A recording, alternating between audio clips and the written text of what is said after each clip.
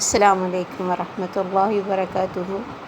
اعوذ باللہ من الشیطان الرجیم، بسم اللہ الرحمن الرحیم۔ رب اشرح لی صدری ویسر لی امری واحلل عقدۃ من لسانی یفقہوا قولی رب زدنی علما اللہم فقہنا فی الدین۔ آج کا لیسن 251 سے 252 تک ہے۔ اس پارہ ختم ہو رہا ہے۔ بہت مبارک ہو آپ لوگوں کو جو اس کو باقاعدگی سے سن رہے ہیں۔ اللہ انہیں عمل کی توفیق دے، اور جو نہیں سن پا رہے ہیں اللہ انہیں سننے کی توفیق دے اور عمل کرنے کی۔ بسم اللہ الرحمن الرحیم۔ فَهَزَمُوهُمْ بِإِذْنِ اللَّهِ، تو انہوں نے شکست دی ان کو اللہ کے حکم سے۔ وَقَتَلَ داؤد جالوتا، اور قتل کیا داؤد نے جالوت کو۔ وَآتَاهُ اللَّهُ الْمُلْكَ، اور دی اس کو اللہ نے بادشاہی۔ والحکمت، اور حکمت۔ وعلمہ مما یشاء، اور سکھایا اس کو جو کچھ اس نے چاہا۔ ولولا، اور اگر نہ، دفع اللہ، ہٹائے اللہ لوگوں کو، بعضهم ببعض، ان میں سے بعض کو ساتھ بعض کے، لفسدت الارض، البتہ فساد برپا ہو جائے زمین میں۔ ولیکن اللہ ذو فضل، لیکن اللہ تعالیٰ فضل والا ہے، علی العالمین، جہان والوں پر۔ تلک آیات اللہ، یہ آیات ہیں اللہ کی، نتلوہا علیک بالحق، ہم پڑھتے ہیں ان کو آپ پر حق کے ساتھ۔ وَإِنَّكَ لَمِنَ الْمُرْسَلِينَ، اور بے شک آپ البتہ رسولوں میں سے ہیں۔ اب جب ان 313 لوگوں کا بڑے لشکر کے ساتھ سامنا ہوا تو اللہ کے حکم سے یہ اس طرح غالب آئے کہ جو جالوت تھا اس نے خود مقابلہ شروع ہوا تو سامنے آیا، اور دعوت مبارزت ہوتی ہے کہ مقابلے کی دعوت دینا سنگل ٹو سنگل۔ اس نے دعوت دی کہ کوئی آ کے مجھ سے لڑے۔ اس کے خیال میں وہ بہت زور آور تھا۔ وہ سارے کا سارا لوہے کے لباس میں ڈوبا ہوا تھا، صرف چہرہ اور آنکھیں ننگی تھیں۔ اس کے مقابلے کے لیے داؤد علیہ السلام، تب تک وہ نبی نہیں بنے تھے، ایک چرواہے تھے۔ وہ بڑے بہادر تھے۔ انہوں نے راستے میں سے 2-3 پتھر اس غرض سے اٹھا لیے تھے۔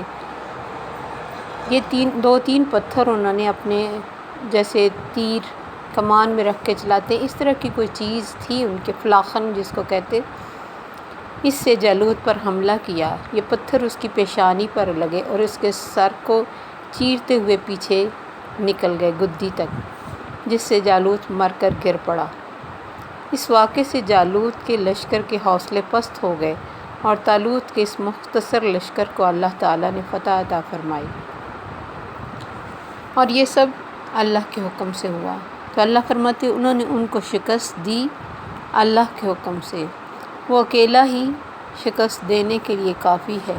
دنیا کی کوئی طاقت کتنی بھی بڑی ہو جائے، اسلحہ کے لحاظ سے، تعداد کے لحاظ سے، اور اپنی ترقی کے لحاظ سے، اللہ کے آگے کوئی حیثیت نہیں رکھتی۔ وَهَزَمَ الْأَحْزَابَ كُلَّهُمْ، یہ جب ہم جاتے ہیں عمرہ پر تو یہ چیز اس دعا پڑھتے جس میں آتا ہے کہ وہ اکیلا ہی تمام گروہوں کو شکست دینے والا۔ اب داؤد علیہ السلام کے بارے میں آتے ہیں کہ یہ اپنے بھائیوں میں سب سے چھوٹے تھے، بکریاں چرایا کرتے تھے، پھرتیلا، مضبوط اور چست بدن تھا، بہت اچھے نشانہ باز تھے۔ جو وحشی جانور بکریوں کے ریوڑ پر حملہ آور ہوتے، پتھروں کے ذریعے ہی انہیں مار ڈالتے یا مار بھگاتے۔ اتنے جرأت مند اور طاقتور تھے کہ کوئی درندہ ان کے ہتھے چڑھ جاتا تو اس کے نچلے جبڑے پر پاؤں رکھ کے اوپر کے جبڑے کو ایسے کھینچتے کہ وہ چیرا جاتا۔ اتنے بہادر اور طاقتور تھے۔ جب انہوں نے جالوت کو مارا تو یہ بعد میں طالوت نے اپنی بیٹی کا نکاح ان سے کیا، اور یہ اس وقت جو بادشاہ تھی اس کے اوپر براجمان ہوئے، اور نبوت سے بھی اللہ نے انہیں سرفراز فرمایا۔ اور پھر اللہ نے ان کو معجزہ دیا تھا کہ ان کے ہاتھ میں لوہا نرم ہو جاتا تھا، یہ خود بھی لوہے کی زرہیں بناتے تھے، یعنی باوجود نبی اور بادشاہ ہونے کے کام بھی کرتے تھے۔ لوہے کی زرہیں بناتے تھے اور اس کے علاوہ اللہ تعالیٰ نے انہیں بہت خوبصورت آواز دی تھی۔ زبور کو پڑھتے تھے تو ان کے ساتھ پوری کائنات کے جانور، پرندے، فضا، پہاڑ سب ان کے ساتھ گنگناتے اور پڑھتے تھے۔ پوئمز کی شکل میں ان کی یہ بک تھی، جیسے پوئمز میں سارا کچھ سمجھایا ہو، وے آف لائف۔ تو اللہ فرماتے ہیں کہ قتل کیا داؤد نے جالوت کو اور دی اس کو اللہ نے بادشاہی اور حکمت۔ حکمت ہوتا ہے صحیح ڈسیزن کا مطلب طاقت، اور دوسرا طریقہ زندگی، اور جو اللہ نے چاہا اس کو سکھایا۔ اور یہ جو اللہ بعض کو بعض کے ساتھ ختم کرتا ہے نا، اس میں بھی اللہ کی بہت بڑی حکمت ہے۔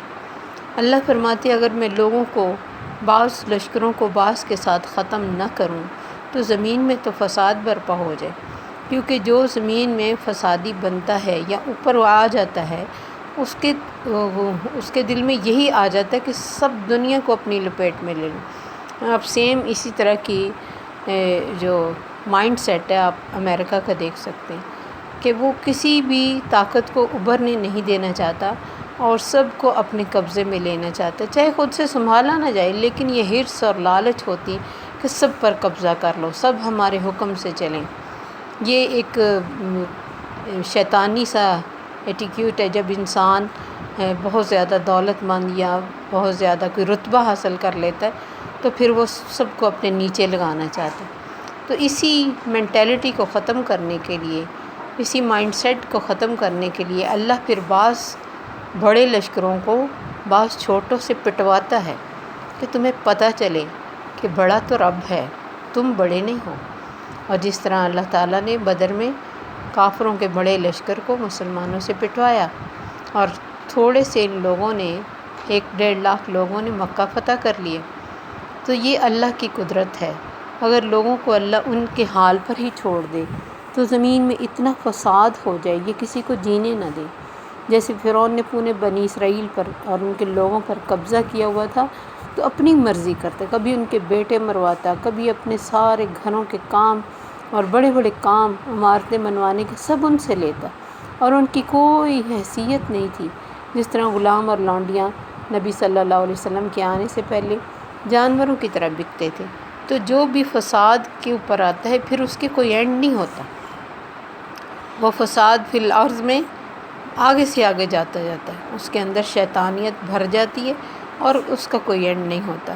لیکن وَلَكِنَّ اللَّهَ ذُو فَضْلٍ عَلَى الْعَالَمِينَ، اللہ کا بہت بڑا فضل ہے، وہ ان لوگوں کے فسادیوں کے زور کو توڑتا ہے، ان کی جو غرور ہوتا ہے اس کو خاک میں ملاتا ہے، اور اپنے ان لوگوں کو جن کو دنیا میں کوئی حیثیت نہیں ہوتی ان کے صبر کے ساتھ اللہ زمین میں حیثیت دیتا ہے۔ جیسے اللہ نے فرمایا وَأَوْرَثْنَا الْقَوْمَ الَّذِينَ يُسْتَضْعَفُونَ فِي الْأَرْضِ، فرعون کے بعد بنی اسرائیل کے بارے میں اللہ نے فرمایا ہم نے وارث بنایا ان کو جو زمین میں کمزور سمجھے جاتے تھے۔ کس کا؟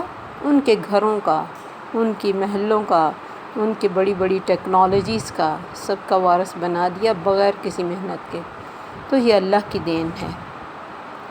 تِلْکَ آیاتُ اللَّهِ نَتْلُوهَا عَلَيْكَ بِالْحَقِّ، یہ اللہ کی آیات ہیں، اللہ کی طرف سے آئی ہیں، ہم اس کو آپ پر پڑھتے ہیں۔ آپ خود نہیں کچھ بھی جانتے تھے، آپ کو کیا پتہ تھا کہاں داؤد تھا، کیا کیا اس نے کام کیے، کیسے اس نے ان کو مارا، کیسے وہ دنیا میں رہا، یہ تو ہم تجھے بتا رہے ہیں۔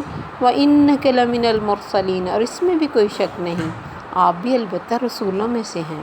ہم بذریعہ وہی آپ کو سب کچھ بیان کرتے ہیں، اور ایک گمنام چرواہے کو بادشاہی اور نبوت سے سرفراز فرمانا، یہ واقعات ہم نے آپ کو بتائے ہیں۔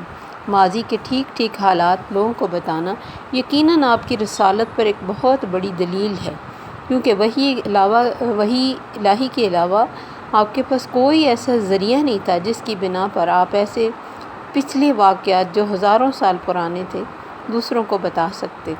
لیکن لوگوں نے اس کو بھی ایک مذاق کہا کہ اس کو کوئی پڑھا جاتا ہے، اس کو کوئی سکھا جاتا ہے اور آ کے یہ ہمیں بتاتا ہے۔ تو جس نے نہ ماننا ہو اس کے لیے ہر بڑی بات کے آگے ایک چھوٹی گھٹیا بات ہوتی ہے جس پر وہ خود کو سیٹسفائیڈ کرتا ہے۔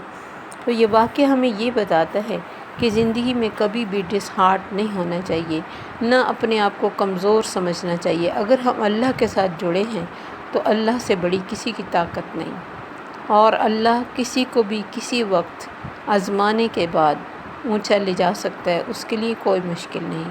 اللہ سے صرف یہی دعا کرنی چاہیے کہ یا اللہ جو زندگی میں ہمیں رتبہ دے وہ بھی ہمارے لیے شکر کا باعث ہوں، اور کبھی ہم نیچے ہوں تب بھی ہمارے لیے شکر کا باعث ہو۔ ہمیں اپنا شکر اور اپنا ذکر کبھی نہ بھلانا۔ السلام علیکم ورحمۃ اللہ وبرکاتہ۔